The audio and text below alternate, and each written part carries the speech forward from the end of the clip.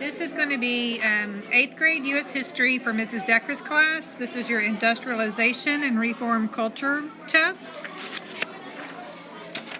So, number 1 is based on the excerpt above. Hold on one second.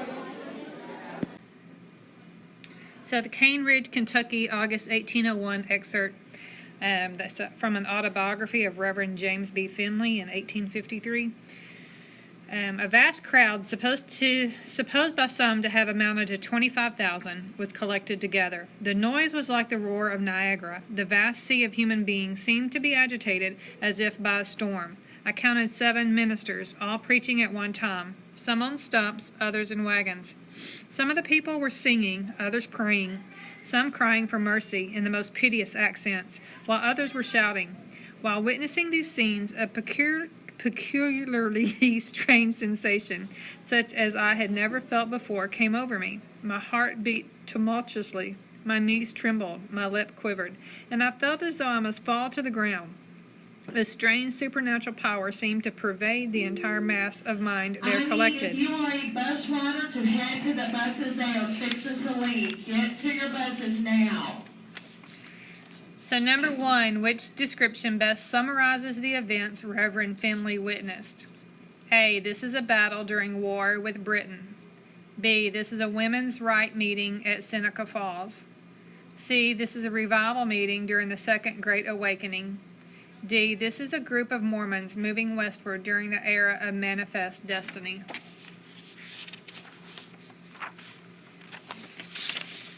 Number 2. The American women's suffrage movement started with the gathering of women and men in F. Washington, D.C., G. Seneca Falls, New York, H. Concord, Massachusetts, J. Swarthmore College in Pennsylvania. Number 3, Frederick Douglass contributed to the abolitionist reform movement by A. Writing legislation that banned enslaving people. B. Informing others about his early life as in slavery. C. Created a secret route for escaped enslaved people. D. Running for president as a member of the Abolition Party. Number 4, Susan B. Anthony, Elizabeth Cady Stanton, and Lucretia Mott were instrumental in working for women's rights by F. Authoring a variety of publications. G. Leading working women on many strikes. H. Advocating for letter writing to political leaders. Or J. Directing several marches on Washington, D.C.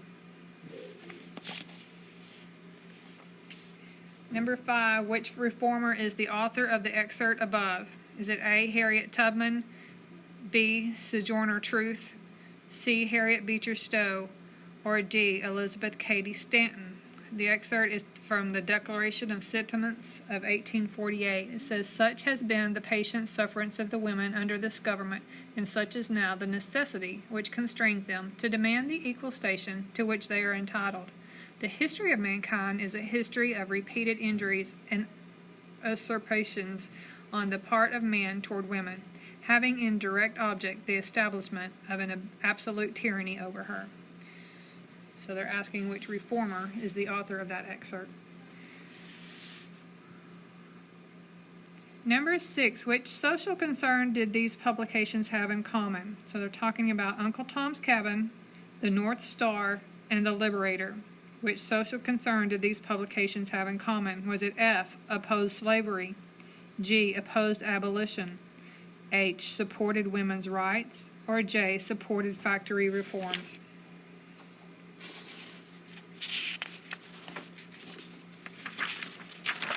Number 7. 19th century reformers improved the care for disabled people by leading efforts to A. Build new hospitals for the mentally ill, deaf, and blind. B. Invent new medical devices for people with disabilities. C. Create new jobs for the mentally ill and handicapped populations. Or D. Pass legislation outlawing discrimination against persons with disabilities. Number 8, the reform efforts of the women's rights movement of the 19th century helped to bring about F, an end to the trading of enslaved people, G, a shortening of the workday to 10 hours. H, an increase in women's enrollment in colleges. Or J, the beautification of overcrowded American cities. What did the reform efforts of the women's rights movements of the 19th century help to bring about?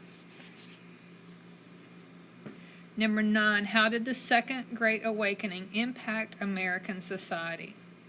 A, it led to a rapid expansion of public education. B, it highlighted growing social and regional differences. C, it resulted in a ban on the international trade of enslaved people. D, it ended the overwhelming influence of the Catholic Church over government. So number 10, who is described by the information in the box above? Is it F, Emily Dickinson, G, Walt Whitman, H, Nathaniel Hawthorne, or J, Edgar Allan Poe, who is described by the information in the box above? In the box it says, I was part of the transition movement from transcendentalism as a literary movement to realism. I wrote Leaves of Grass. I have been called the father of American free verse. Who are they describing? Number 11, a frequent subject of American art and transcendental literature in 19th century America was A, nature, B, human flaws, C, mythical heroes, or D, technological progress. Number 12, the work of John James Audubon contributed to a new understanding in science because his studies inspired many who later became F, doctors, G, naturalists, H, geologists, or J, photographers.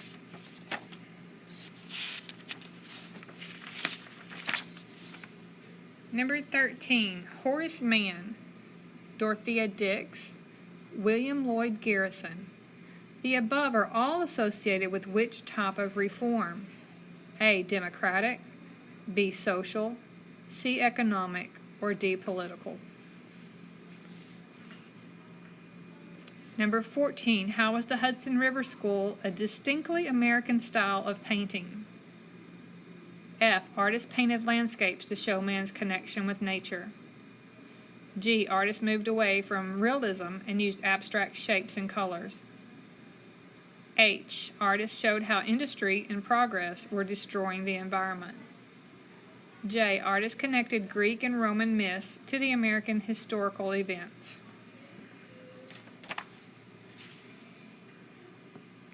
Number 15, one impact of the early expansion of the system of railroads on the physical environment of the United States was A, the movement of tons of rock and debris for construction through mountains. B, a decline in the price of agricultural products from farms in western territories. C, the construction of dams and reservoirs for the water to power steam engines. D, an ability of citizens to travel faster between major cities in northeastern states. What was one impact of the early expansion of the system of railroads on the physical environment of the United States? Number 16, the Erie Canal, 1829. It took 8 years to build. Cut trip from Albany to Buffalo from 2 weeks to 6 days. Wheat shipments from west grew from 3,640 barrels in 1829 to over 1 million in 1841. Opened new settlements and markets. Which of the following was the most significant result of the Erie Canal construction? F, trade with New Orleans increased. G, irrigation in New York State improved. H, commerce benefited from a means of faster transportation. J, westward expansion slowed because of construction delays. Which one of those was the most significant result of the Erie Canal construction?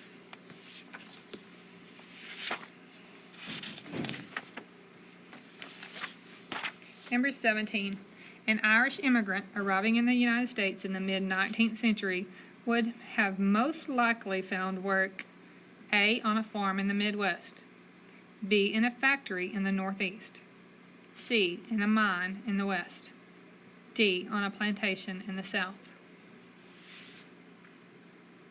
Number 18, Which immigrant group contributed most to Western railroad construction during the 19th century? F. Chinese, G. German, H. Polish, J. Russian. Number 19. One factor that contributed to the growth of slavery in the American South was A. Completion of the Transcontinental Railroad, B. Demand for cotton in the textile mills of the North, C. Development of cattle trails that linked Texas with railroads, or D. Resistance to westward expansion by American Indian groups.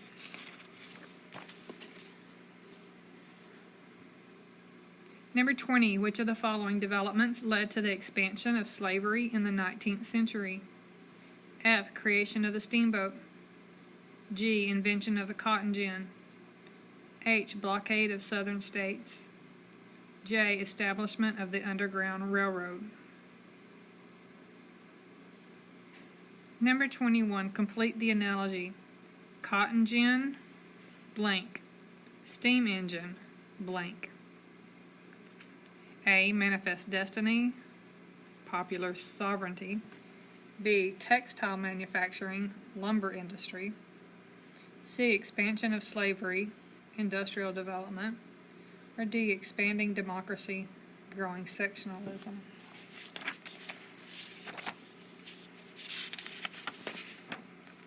Number 22. Blank, invented by Eli Whitney, allowed the blank to have assembly lines in mass production. Is it F. Telegraph and north, G. Mechanical reaper and west, H. Spinning jenny and south, or J. Interchangeable parts in north. Number 23. Which region's geography made it the fastest to develop factories? A. Northeast, B. West, C. Middle Atlantic, or D. South.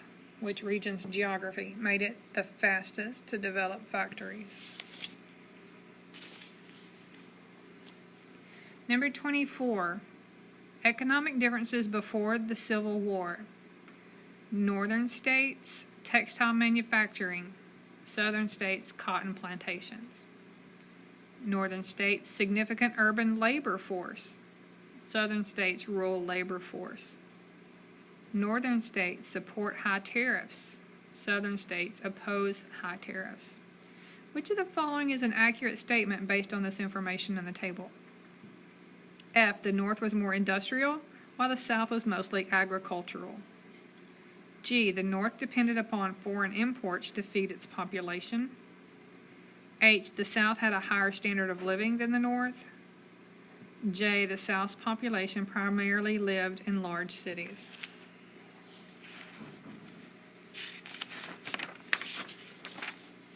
Number 25. What was the immediate impact of canal, railroad, and steamboat construction upon the development of American industry? A. It lowered the cost of transportation, thus maximizing profits.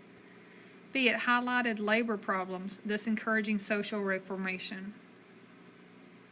C. It increased the number of immigrants, thus providing a labor force. D. It improved regional communication, thus expanding the postal system.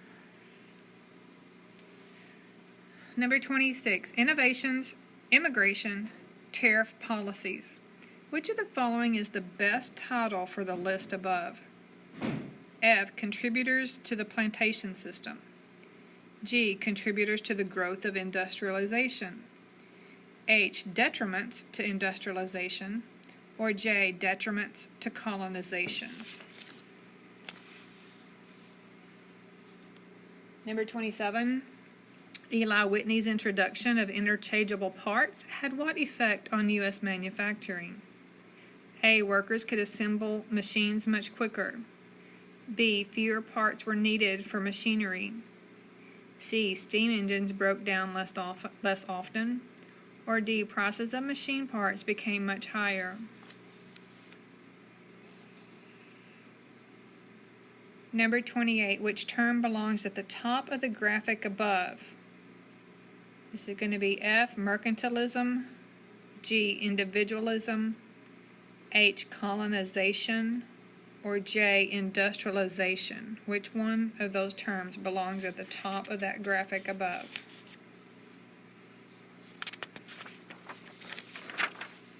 Number 29. 1. Improved trade within the country. 2. Lessening of regional isolation. 3. Reduction of dependence on foreign goods. During the 18th and 19th centuries, which of the following was responsible for the benefits listed above? A. Admittance of Western states. B. Reduction of interstate tariffs. C. More protective tariffs. Or D. Improvements of transportation systems. Number 30 is your last question on your test. Which of the following completes the graphic organizer? You have legal protection of private property. You have abundant natural resources. You have limited government regulation. You have colonists were looking for economic opportunity. And then you have a question mark on the far right. So which of these following completes the graphic organizer? F. Rise of U.S. political parties. G. Growth of British mercantilism. H. Expansion of abolitionism in the North. Or J. Development of free enterprise in America. Make sure you've answered all the questions. If you need help, just ask a teacher or an instructor in the room. And make sure that you are clicking the Mark as Done button when you are done.